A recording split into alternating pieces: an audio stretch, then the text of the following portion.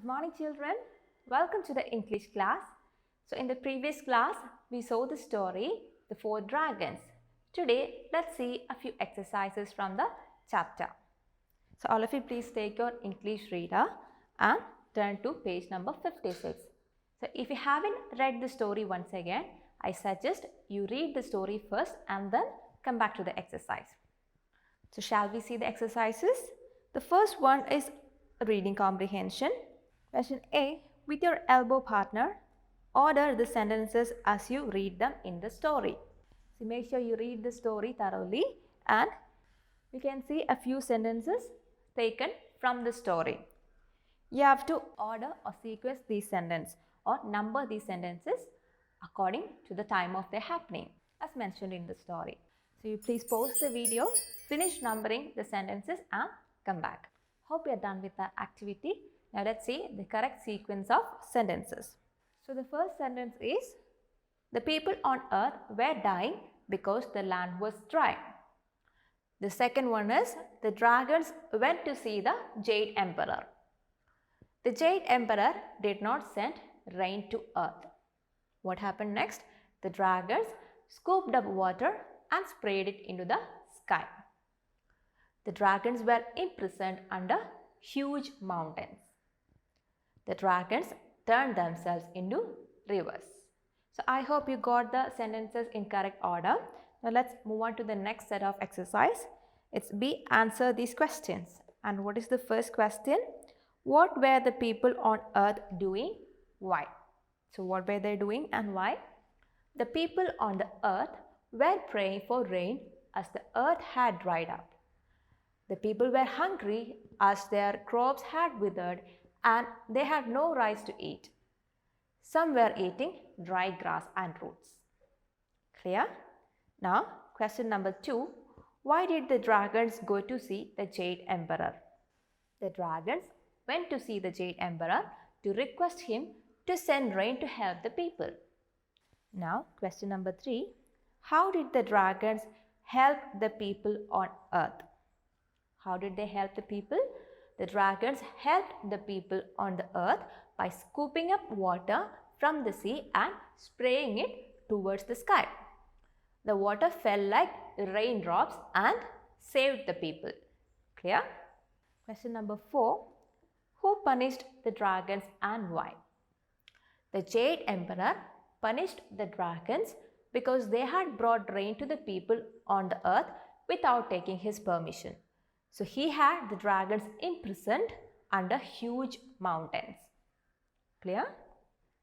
Now question number 5. How did the dragons continue to help the people on earth? The imprisoned dragons continued to help the people on the earth. They turned themselves into rivers so that they could keep the land green and fertile to help the people for the rest of their life. So I hope these questions and answers are clear to you. Now the next session is session C, think and answer. You have 2 questions there. Read the 2 questions carefully, think about the answer and you may note down your answer in your notebook. You can do this as an activity now. Please pause the video, finish it and come back. Hope you are done with that activity.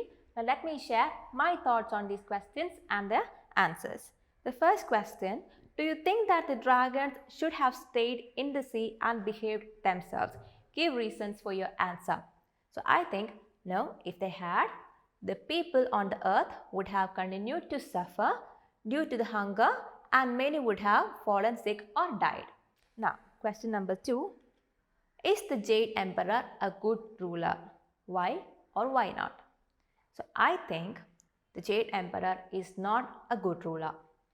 He does not care about the people on the earth who are suffering as there was no rain. When the dragons come to request him to send rain, he is not pleased to see them as he was listening to the song of fairies. He promises to send rain the next day but never did even after 10 days. He is uncaring and selfish. Values and life skills. And children, I would like to talk to you about kindness today. What is kindness? Kindness can be defined as the quality of being friendly, considerate or affectionate towards fellow beings. To be kind is an evidence of good character. Having genuine kindness is true consideration and respect for others.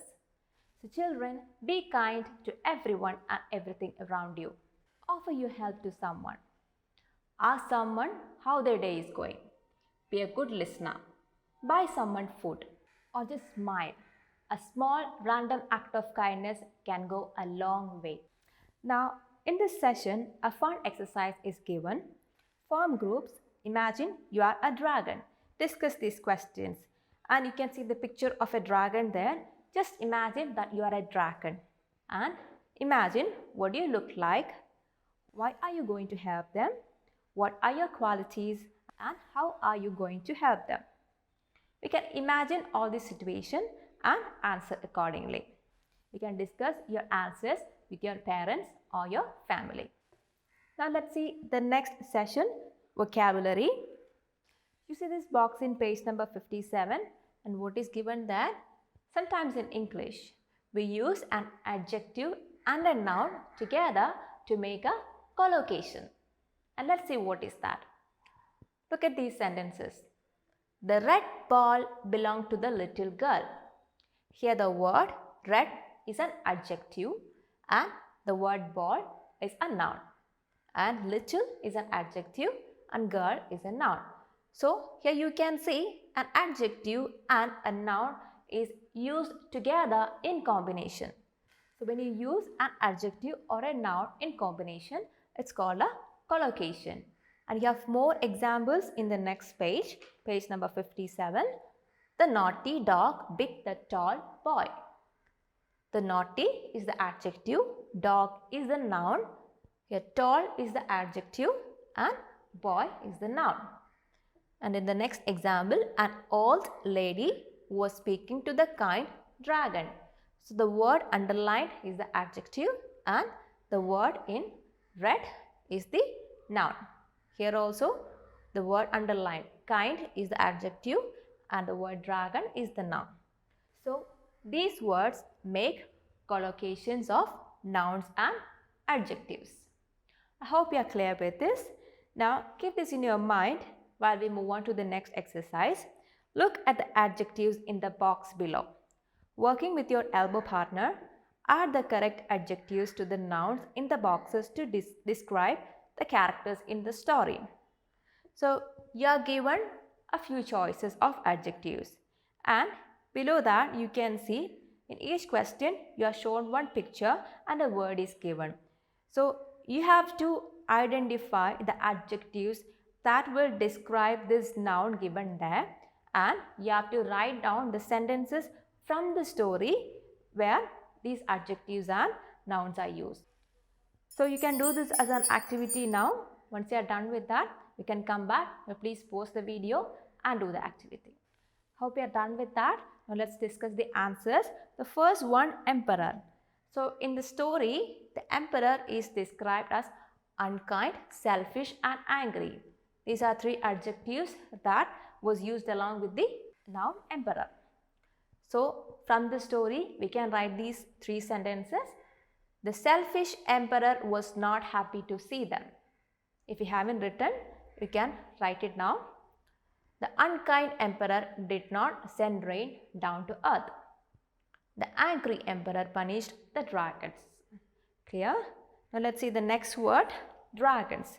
So the dragons were described as helpful, fearless and scared. So let's see the sentences. The helpful dragons saved the starving people. The fearless dragons went to the emperor. The scared dragons listened to their punishment. Clear? Now the next one, people. The people were hungry and grateful as mentioned in the story. So the sentences are, the hungry people prayed for rain. The grateful people thanked the dragons. Clear? Now let's see what are synonyms and antonyms. Synonyms are words or phrases that have the same meaning or almost the same meaning as the given word or phrase. And one example is given in the text itself. Hot and warm is a synonym. Another example, beautiful. Pretty is a synonym to beautiful. And rich. Wealthy is a synonym to rich. You can find more examples. Now, antonyms means words that are opposite in meaning to the given word or phrase. And one example is given in the textbook itself, hot. And what is the antonym of hot? It is cold. Small, big. Bad, good. Full, empty. You can find your own more examples. Now, below that, you can see an exercise. Look at the stars below. If you think the two words are synonyms, color the star green. If you think the two words are antonyms, color the star red. So you can see a few stars there and two words are given within each star. And if you think the given two words in each star is a synonym of each other, you can color the star green. And if the given words within a star are antonyms, we can color the star red. So you can do this as an activity. You do this activity, take a picture and send us through Teams. So that's all for today, children. We'll see the rest of the exercises in the next class. Until then, bye.